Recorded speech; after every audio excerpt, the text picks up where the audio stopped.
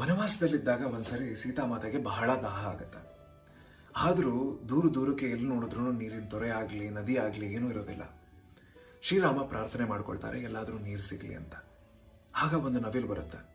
ನವಿಲು ಬಂದು ಶ್ರೀರಾಮನ ಹತ್ರ ಹೇಳುತ್ತೆ, ನೋಡಿ, ನಾನು ನಿಮ್ಮನ್ನ ನದಿ ಹತ್ರ ಕರ್ಕೊಂಡು ಹೋಗ್ತೀನಿ, ನಾನು ಮುಂದೆ ಹಾರ್ಕೊಂಡು ಹೋಗ್ತೀನಿ, ನಿಮಗೆ ದಾರಿ ತಪ್ಪದೇ ಇರಲಿ ಅಂತ ನನ್ನ ಗರಿಗಳನ್ನ ಬೀಳಿಸ್ಕೊಂಡು ಹೋಗ್ತೀನಿ, ನೀವು ಅದರ ಪ್ರಕಾರನೇ ಬನ್ನಿ, ರೀಚ್ ಆಗ್ತೀರಾ ಅಂತ. ಸರಿ, ನವಿಲು ಮುಂದೆ ಹಾರ್ಕೊಂಡು ಹೋಗುತ್ತೆ. ನವಿಲು ಅದರ ಇಚ್ಛೆ ಪ್ರಕಾರ ಗರಿಗಳನ್ನ ಬೀಳಿಸಿದ್ರೆ, ಗರಿಗಳನ್ನ ಕಳ್ಕೊಂಡ್ರೆ ಸಾಯುತ್ತೆ. ನದಿ ಹತ್ರ ಹೋಗಿ ನವಿಲು ಕೆಳಗಡೆ ಬೀಳುತ್ತೆ.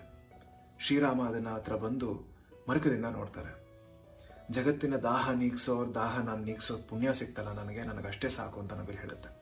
ಶ್ರೀರಾಮ ಹೇಳ್ತಾರೆ, ನೀನು ಮಾಡಿರೋ ಸಹಾಯಕ್ಕೆ ಅದನ್ನು ತೀರಿಸೋದಕ್ಕೆ ಮತ್ತೊಂದು ಜನ್ಮ ಎತ್ತು ಬಂದು ಈ ಗರಿನ ತಲೆ ಮೇಲೆ ಇಟ್ಕೊಂಡು ನಾನು ಆ ಋಣ ತೀರಿಸ್ತೀನಿ ಅಂತ.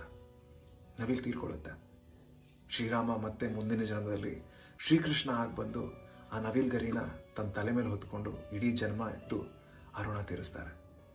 ಸ್ವತಃ ಭಗವಂತನಿಗೇನೆ ಒಂದು ನವಿಲಿನ ಋಣ ತೀರ್ಸೋಕೆ ಒಂದು ಜನ್ಮ ಎತ್ತು ಬರಬೇಕಾಯ್ತು ಅಂತಂದ್ರೆ ಇನ್ನು ನಾವೆಲ್ಲ ಮನುಷ್ಯರಲ್ವಾ?